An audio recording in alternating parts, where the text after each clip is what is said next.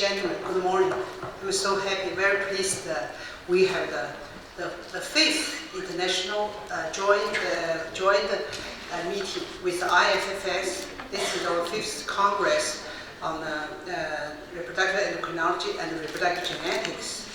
And also, we combined a grad student forum today. So I would like to take a brief introduction for IFFS. So,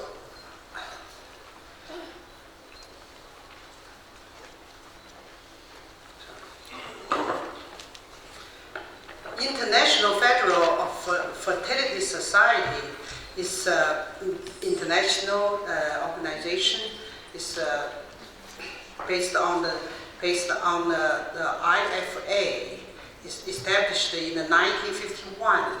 So let me introduce in Chinese. Sorry, my international guest, because I would like more Chinese attendees understand what is IFFS.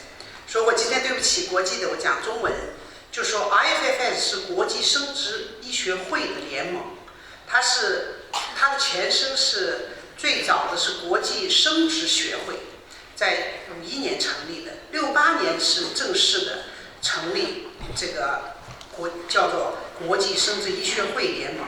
它是世界卫生组织 WHO 认可的这个目前最有权威性的生殖医学非政府组织，最有权威性的，因为它是一个联盟，所以它全世界现在有63个会员。那么每一个会员是一个学会。那我们中国生殖医学会 CSM 在2012年正式成立为加入 IFFS。So our Chinese Society of Reproductive Medicine has become a formal member in 2012. So right now CSM we signed the cooperation. We already signed the cooperation agreement on Beijing in Beijing in 2012. 这是21年我们签立的合作协议。So this is the board. These are the board of the directors of the IFFS. The president is Julie Simpson. He's here. So 这边呢是列出了他的常委啊，作为他的常委会或者叫常务理事会的人的主持。他的总部设在纽约。那么现在呢担任主席的就是 Julie Simpson， 今天到了我们这个会场。那么后任主委是 Richard Kennedy。那么我作为这个唯一的来自于中国的专家呢，是作为 Assistant Secretary General。那么这左边一行呢是他的各种委员会，有医学教育委员会、科学委员会等等的主任的名单。那么这个就是他的理事会的组成。So in the past years, even before 2012, we become the member of the IFFS. So we already established the relationship with the IFFS. So this is the fifth the joint meeting. We have 4 activities. The events, number one, the first IFFS joined International Symposium on Reproductive Endocrinology and Genetics in Nanjing. 我们第一次和 IFFS 合作的是在南京的这个举办第一次的这个合作会议啊，当时主席是刘佳音老师。那么第二次呢是在济南，当时和我们自己国内的生殖内分泌年会同时开的，是第2届的和 IFFS 联合开的国际年会。那么第3次呢是在杭州，联合主席是黄鹤凤教授，是开了第3次 IFFS 会议。是在2010年，杭州开的这一次的会，和他们当地的生殖医学会一起开的。那么第4次呢，是在2011年的广州，和杨东子教授、梁晓燕教授，他们做共同主席一起开的，这是第4次的和国际年会。那么这次会的特点呢，就是说像今天这次的会议一样，是更学术，更注重于学术、国际交流以及这个我们针对我们生殖的热点和先进的问题进行讨论，同时和各大学联合呢，我们开研究生的博士沙龙，也对年轻学者进行交流。我们请来自于 IFS 或者国际的专家来对我们进行国内外的专家对学生的或者说你青年医生、青年学者的这个论文进行点评。那么今天呢这一届是第5届了啊，第5届的 IFS 啊，这是另外一个活动，就是除了这是第5届会议，在这期间呢，我们在去年2005年和 IFS 在默沙东支持下呢，开了国际的 IFS China Education 的一个 workshop， 这 program 专门进行年轻医生如何写英文论文辅导的2次的学术会，一次在深圳，一次在济南，也非常成功。这是当时参会的情况。另外，我在这想通知一下 ，IFS World Congress 2019 will be held in Shanghai. So this is the first time that the World Congress from IFS hold in China, mainland China. 也就是说，我们通过申办，和好多国家地区进行竞争，我们获得了第23届这个 IFS 的会议。2019年我们将在上海举办。大家知道，这是63个会员，代表的是几十个国家。我们国家只有1个会员，当然台湾也作为中国的一个会员之一哈。我们最早进入的实际上是台湾，已经进去了20年。我们后来和协商，所以说 IFS 对我们非常友好的接受了我们作为正式会员。那么台湾是作为中国的一个会员之一。那美国像 ASM 欧洲的学会都是他们的一个会员，所以它是几十个国家联盟会。这个是2019年，希望大家为我们国家争光，我们要把这个会办好，这是中国人的光荣。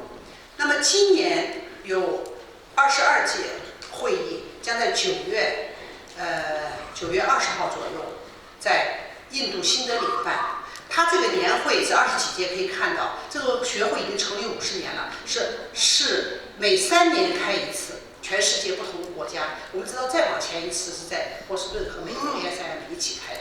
所以我们申办到了这一次，那么今年是有一次，3年以后还有一次。所以今年是在新德里 ，New Delhi， 印度印典，所以也欢迎大家去参加22届世界大会，将有来自于至少是50到80个国家的代表聚集一堂来进行学术交流。这是 So let's welcome Professor Simpson give a talk. So Jolie Simpson is the pastor and right now also the president of IFS. Also, he is the senior vice president for the research and global program of Marshall Foundation, the USA. Welcome.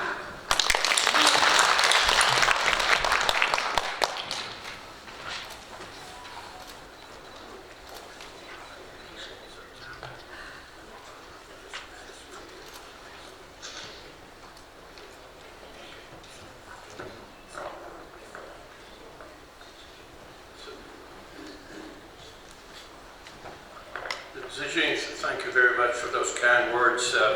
It's always a pleasure to come to China. The courtesy is unbelievable. I thank you for providing English for the opening ceremony. For those of us for whom this is not the primary language, we greatly appreciate that. When I foresaw that I would be the president of the International Federation of Fertility Societies, one of the gaps that I certainly saw there was that mainland China was not a member of IFFS. And I had discussed this with Professor Chen because of our prior collaboration in a series of genetic matters. And one of my major thrust was that we correct this. And of course there were some political obstacles for that that were overcome, and I appreciate the sense of camaraderie that existed in order for that to be accomplished, and you saw the results of that in 2012. It simply made no sense for a nation of the status, prestige, and power of China not to be part of the IFFS. Having said that, I could not be, excuse me, long plane ride, I could not be more pleased with the progress that's been done since the time that we've done that. You have seen the various IFFS, the Reproductive Genetics and Endocrinology Symposia that have put on workshops in different parts of the world culminating, but certainly not stopping, with the 2001 Shanghai. And of course, many Chinese speakers will be present, especially Professor Chen, Professor Cao, at the Delhi meeting in 2016 this year. So enough about that. Let's talk a little bit about the topic for which I have been assigned today. Pre-implantation genetic diagnosis has had controversial situations in the past, but I'm absolutely convinced that the time is now such that PGD aneuploidy testing is absolutely crucial for this. This is a slide that all of us recognize. As the mother's age increases, the likelihood of pregnancy decreases with ART. You can see this plummets, and certainly by the time of age 44 to 45, the likelihood of success with ART is quite low. This is directly related to the increased miscarriage rate. So the miscarriage rate is a mirror image of what you see in the previous slide. And this should not be surprising, because overall, some 60% of miscarriages that occur are in fact chromosomally abnormal. And you can see the various distribution of chromosomal abnormalities that occur throughout. About 50% are autosomal trisomies, 45% are monosomy X, and 20% are polyploidy. What you may not recognize is that the chromosomal abnormalities present in trisomy are not the same ones that we see in the nursery. So here are chromosomes numbers 1 through 12. None of these are viable in the nursery, even in mosaic forms, and yet you see these represent reasonably frequent causes of miscarriages. And even among some of those that we see, trisomy 13, trisomy 18, trisomy 21, but you can see that these are not the most common among spontaneous abortuses. Look at chromosome number 16, 31% of all chromosomally abnormal abortuses, so that translates to 15% of every single miscarriages. So given that, the high frequency of miscarriage that explains the relationship between a lack of success and advanced maternal age, it was hardly surprising that we needed a better way of assessing which embryos to transfer in ART. So could we just look at these embryos? So here's a slide that illustrates that. So for example, if you look at all embryos, this is the orange, about 40% of these would have been chromosomally normal or euploid. If you look at those that had good morphology, it's about 45%. So you don't gain very much. You cannot look at an embryo and predict whether or not it is chromosomally abnormal or not. And so you can look at each of the age. We've been looking at less than 35, but you can see it's the same from 35 to 37, 38 to 40, and really cannot tell any difference beyond that. So that's simply not good enough. That's not going to do the job. So the logic has existed for many years. The frequency of aneuploidy is quite high, even in morphologically normal embryos. So why not transfer only chromosomally normal embryos? Perfectly logical. Well, part of the problem was that the first opportunity was to use fluorescent in situ hybridization with chromosome-specific probes. So this worked, but it was not simple to do. So here's an example from our own laboratory then in Houston, in which we've looked at various chromosomes, numbers 21, number 18. Excuse me. You can see that number 21, here we have 1, 2, 3 red spots connoting those chromosomes. So this is plainly an abnormal embryo. Now, nonetheless, if you do FISH, fluorescent in situ hybridization, with chromosome-specific probes, you clearly will have some success. And in laboratories that had great facility for this, they had good success. So here's a study from A, and you can see that unlike what we would ordinarily expect, the frequency of miscarriages was the same, no matter what the age of the mother was, 13% less than 35 and 13% greater than 35. On the other hand, despite the fact that in these centers there was impressive descriptive data from these experienced centers, they did not conduct a randomized clinical trial. So when randomized clinical trials were conducted in various parts of the world, they failed to show the benefit, and this particular technology was subject to a fair degree of criticism. But was that criticism really deserved to the extent that it slowed down the advancement of the technology? And I would submit that it's not, because some of the studies that claimed lack of success had their own problems. So I'm going to simply take you through one study that was unequivocally the most reputable, or at least got the greatest publicity. And this was a Dutch study from a unit that was clearly well-meaning and wanted to introduce a pre-implantation genetic diagnosis. So they did an intent to treat study. This means that once you have assigned a patient to a given category, surgery or not surgery, you stick with it, whether they are able to complete that or not. Now, there's some valid reasons to do that in pharmaceutical studies, but less so when surgical procedures are involved. So you can see what they did. They had 8 chromosomes that were subjected to fluorescent in situ hybridization, not 24, but 8. And in the PG pre-implantation genetic screening group, they had a 24% pregnancy rate, and absent that, they had a 35%. So that doesn't look bad. It looks like it's not only not helpful, but it is damaging, and it hurts the embryo. So what actually happened? Well, the blastomere biopsy failure rate was about 60%. So that a huge percentage of implantation potential was lost. So the second thing is they got no diagnostic results in 20% of the samples. So they didn't get anything, one way or the other. And third, they did not state the error rate as recommended by international societies.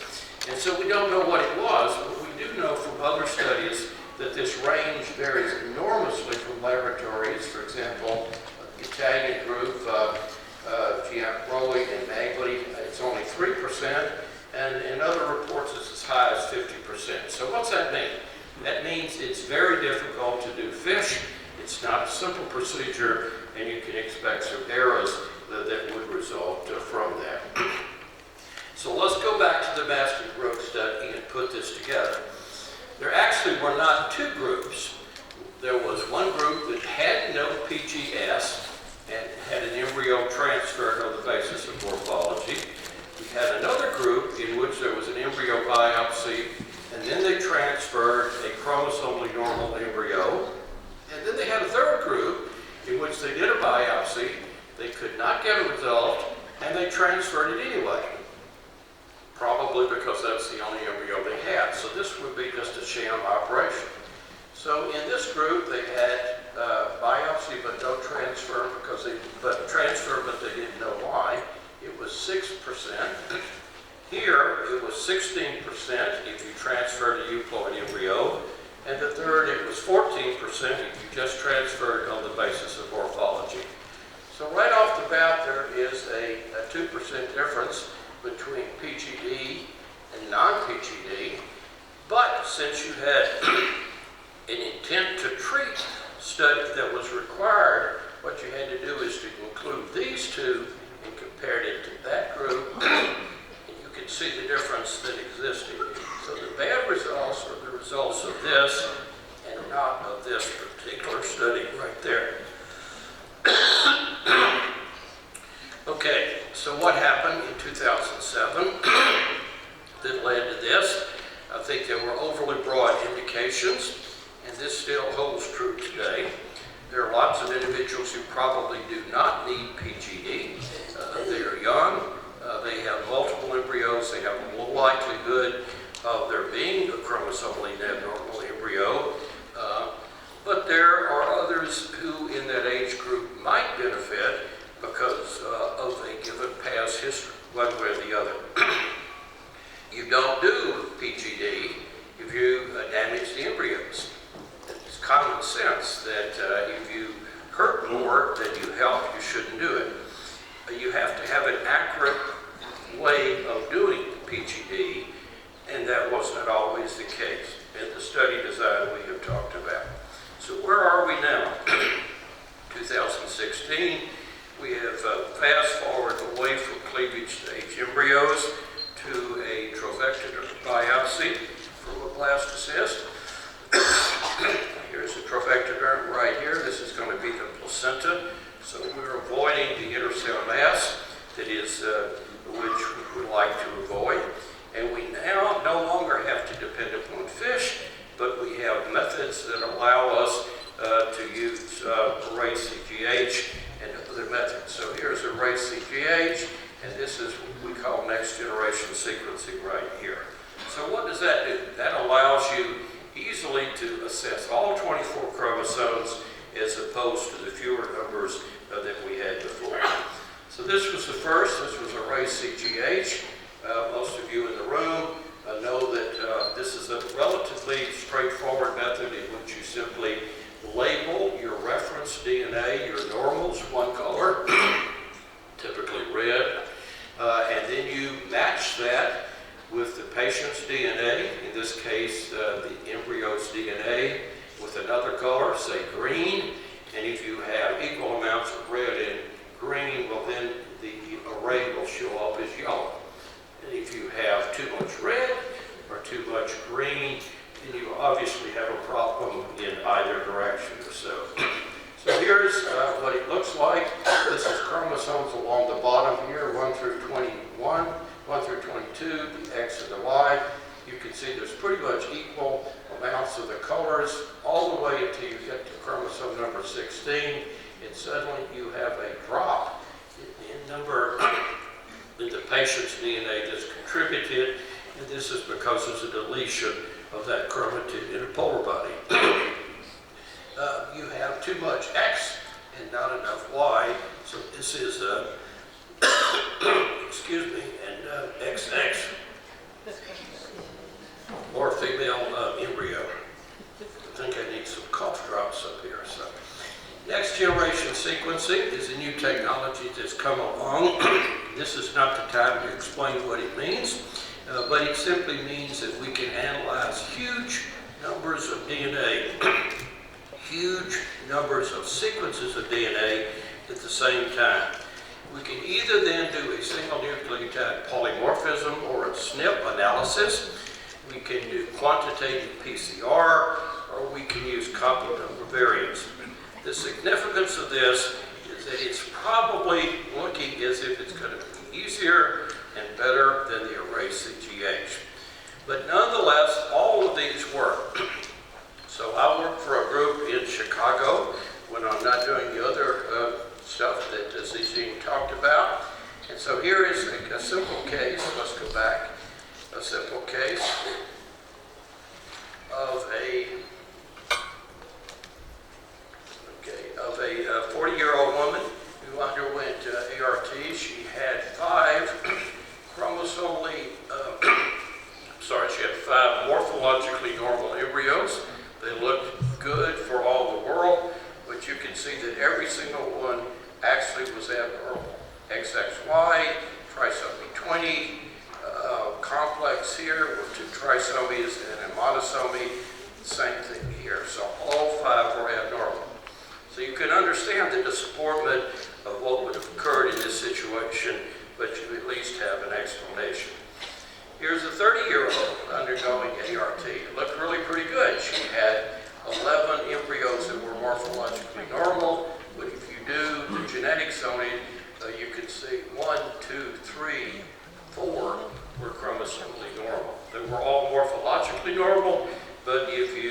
then were to transfer at random based upon the morphology, you might well have gotten no results when you had a good opportunity to have obtained results. So what about next generation sequencing versus array CGH? This is filled up with our literature, and for those of you who are not involved in a laboratory level, you probably don't care, so I'm not going to spend a lot of time about it, except to say that there are some benefits in theory of using next generation sequencing as opposed to array. And the first is that the sensitivity of next generation sequencing appears to be better in certain circumstances than in the array CGH.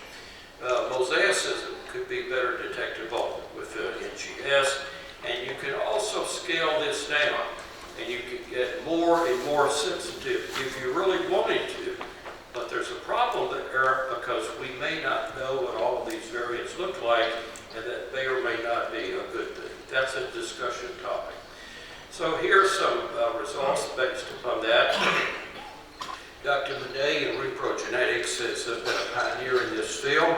This is a 2015 report with 18,000 cycles, only 29 misdiagnoses, and you can see that the most common explanation was mosaicism, which occurred in 20 of the 18,000 and were not detected, were not supposed to be detected. That's not what the test was geared for, but were detected with next generation sequencing. To give you an example of how the sensitivity could be better with next generation sequencing, I'll show you two slides from Dr. Fan, who may not be in the audience, but this is a paper from Beijing and Very Genomics as the commercial wing of this. This shows you chromosome number 15. So if you look up here, this is a 5 megabase deletion, so it's below the line. That's why it's a deletion. These are 3 replicants all showing the same thing. And this is about the size that you would pick up in a karyotype. 5 to 7 megabases or 5 to 7 million base pairs of DNA. It's about the level. So this is about as good as a karyotype. This one is better than the karyotype, about 2.88 megabases, and there's an addition in each of these things. Now these are test cases with single cell copy number variants. This is an actual blastomere, and you can see here a 1.98 megabase deletion. So here's the bar in which you would have liked to have seen everything. You didn't. You see less of the patient's DNA and no excess right there. This is a syndrome, SOTA syndrome, which is an overgrowth syndrome that is well recognized by geneticists. So there is reason to think that next generation sequencing could be better, but on the other hand, the question is, do you really want to worry about not 5 megabase, but 2 or 3 or something of that sort? And you may not, because it's normal. You're going to have to go back and look at the parents, and it's a bit more confusing to address. Now, the question you really should be asking, does this 24 chromosome methods, either array or next generation sequencing, actually increase the pregnancy rate?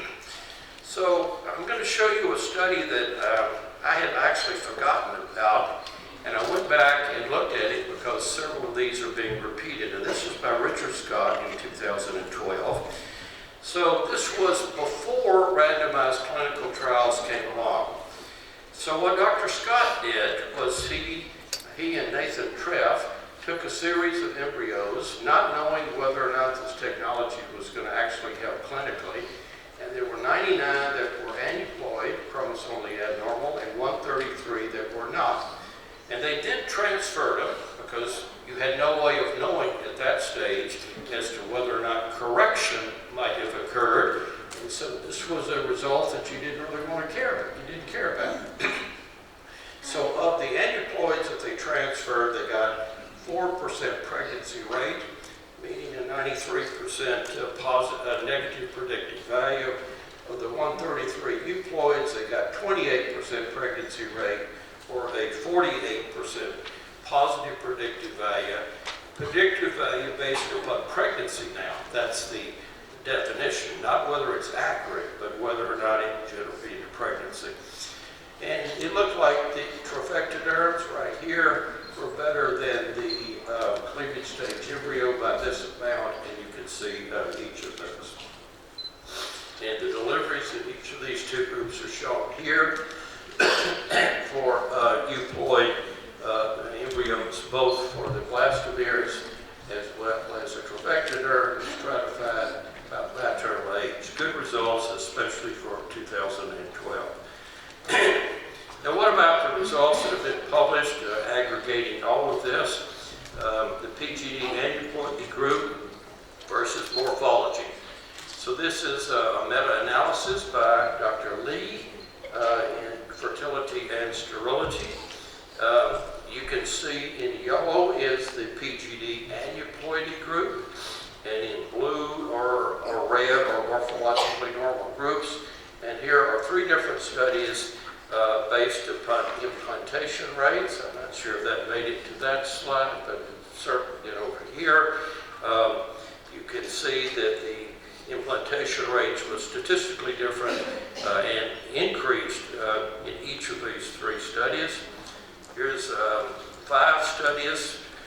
Schoolcraft's data were sufficiently good, there really wasn't much difference to see, but you can see in each of the 4 the PGD aneuploidy and transferring euploid embryos resulted in a better success rate than if you simply based upon that, based upon morphology alone.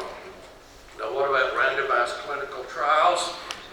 You can't stop without having a randomized clinical trial.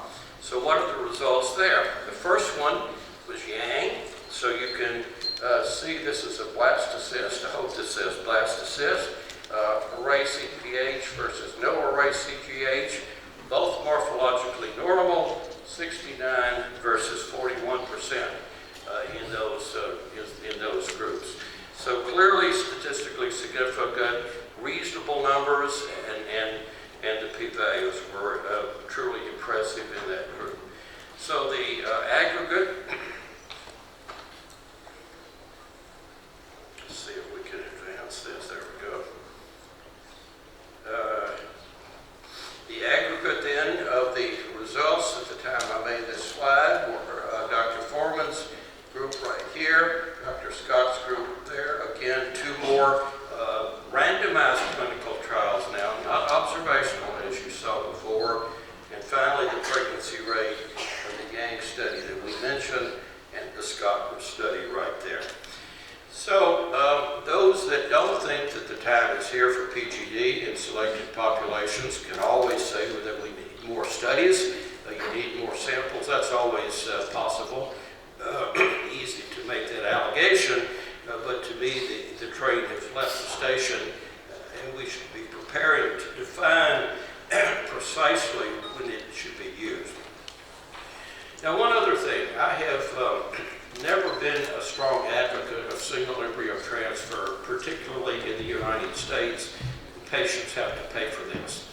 If the state pays for it, it's reasonable.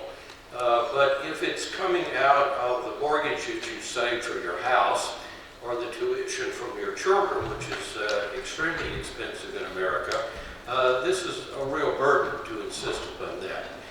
But now, I think single embryo transfer becomes practical because we can now take out the problem of transferring non-chromosomally normal embryos and simply transfer normal embryos. And here's a study that shows that. This is a quantitative PCR. Single embryo got with array CGH, transfer of a chromosomally normal embryo, 60% pregnancy rate. If you transfer 2 embryos just on the basis of morphology, you've got 65%, so no difference in those 2 groups. But the twin rate is 53% with 2 embryo transfer versus 0 in the twin group. So it to me makes it pretty clear that you can do single embryo transfer. So the overall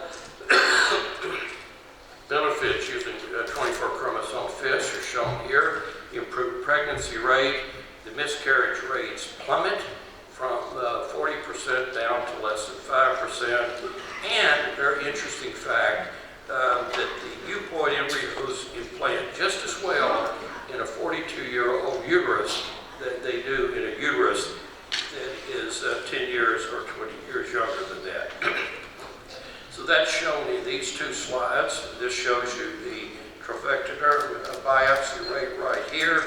So here's the implantation rate of euploid embryos, 51 down to 40% in this age group right there.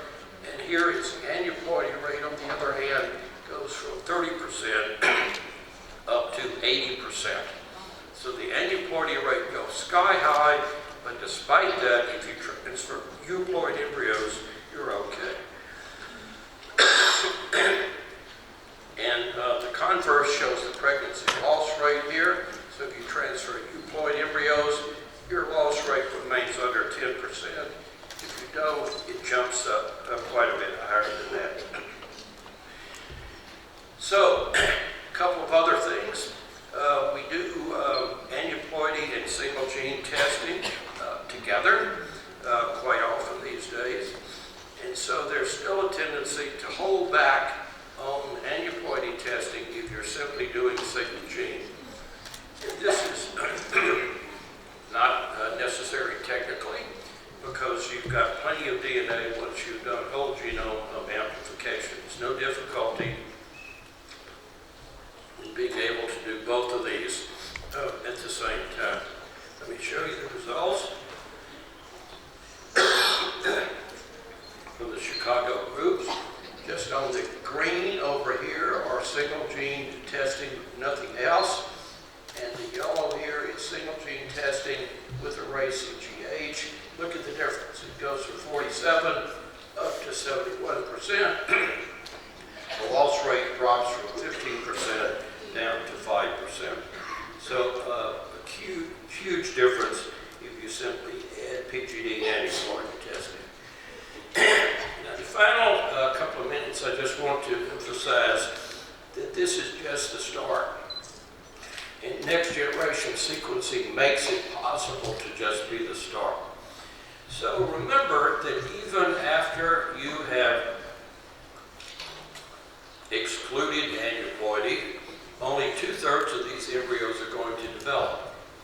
And so why is that? It's because they're single genes that are not showing up at the time that you do PGD aneuploidy testing. You've excluded chromosomal abnormalities, but you have not excluded single gene abnormality. There are nuclear mutations, mitochondrial mutations, non-coding regulatory mutations, and all sorts of other post-transcriptional changes that can occur with altered gene products. So the logical way that we're going to go in the future is single gene testing, perhaps utilizing developmental abnormalities. So let me just give you one example, because it's been in the literature over the past year. What I think we're going to be doing is screening for developmental genes after we've done a biopsy, and we're going to be screening perhaps for mitochondrial content. So here's a paper by Fugoli and Wales. You can see the mitochondrial DNA right here. Blastocyst of those that implanted is at this range right here, and those that did not implant is up here. Meaning mitochondrial DNA, a lot of it is not good, and that's because the embryo is trying to recover from stress. And you can see here as a surrogate, this is euploid blastocysts, which are in the normal range, in the low range here. And in the higher range, there are aneuploid blastocysts that are trying to recover, and of course they're not going to be able to do that. And you could create a threshold right along here, below which you are quite comfortable in having an ongoing pregnancy, above which you're not going to get an ongoing pregnancy. And does that mean we need to do mitochondrial quantity right now? I certainly don't think so, but it indicates that there are non-chromosomal abnormalities that you could be looking at, surrogates for whether that embryo is going to make it.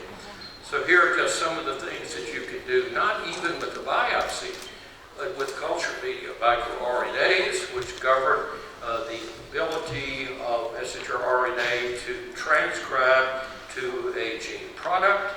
cell-free DNA, which we hear a lot about in pregnancy testing, but is equally applicable in this particular situation, metabolomics and a proteomic profile.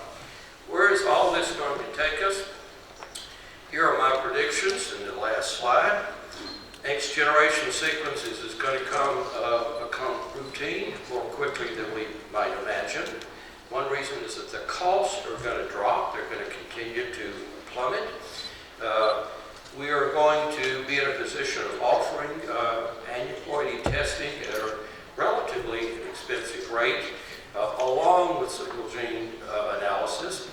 We're going to make available PGD aneuploidy testing in most ART couples, and I think all this is going to result in a take-home baby rate for a morphologically normal blastocyst that has been properly assessed in the range of about 75%. So again, I'd like to thank the audience for patiently listening, for trying to decipher what I was trying to say through a hoarse voice this morning. So I apologize for that. Very much thank you for the opportunity and forward to the remainder of the day. Thank you very much.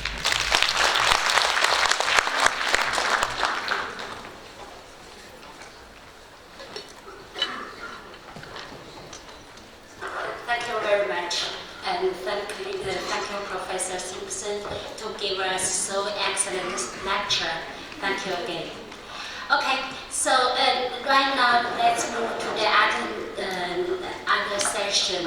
And due to the time limitation, we will collect all the questions and answer together later. Thank you. Right now, let me ask our host for the next session, Professor Chen Zijiang and Professor Lin Ge. Professor Chen Zijiang, PhD supervisor and director of National Engineering Research Center for ART. She is directing the key laboratory of reproductive endocrinology of Ministry of Education of China. She also the vice president of Shanghai University in China, affiliated Shandong University in China, and affiliated Renji Hospital, Shanghai Jiaotong University. Also, she is the group leader of National Gynecological Endocrinology Group. Professor Lin Ge, researcher and the doctoral supervisor of Central South University Reproduction and Stem Cell Engineering Research Institute. He is the vice president of Reproductive and Genetic Hospital of CITIC Xiangyan. He is also a youth committee member of Reproductive Medicine and the deputy director of Reproductive Medicine of Hunan Province in Chinese Medical Association. He is currently focusing on researches of reproductive medicine and human embryo stem cells. Thank you.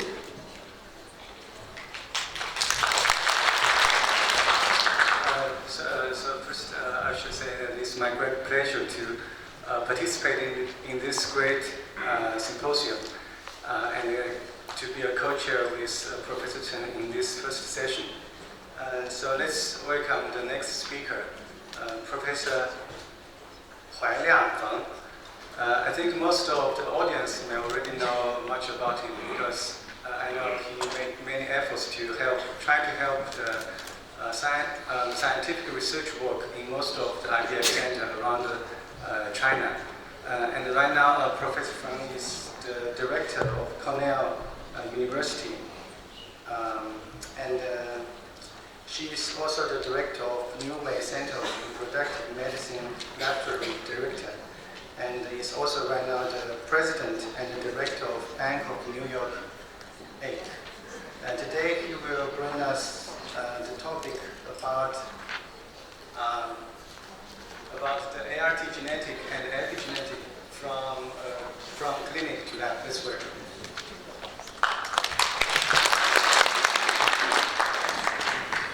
Good morning, everybody. We're happy to be here. We have a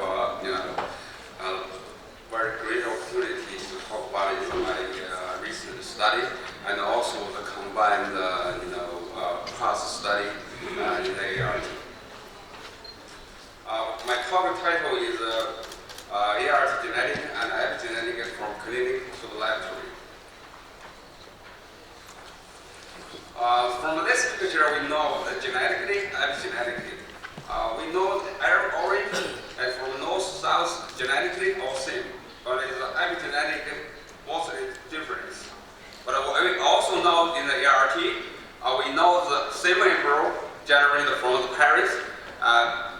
The genetic same, but if we transfer the parents, travel to the mother and transfer surrogacy mother, become the baby's epigenetic difference. In the imprint it's different.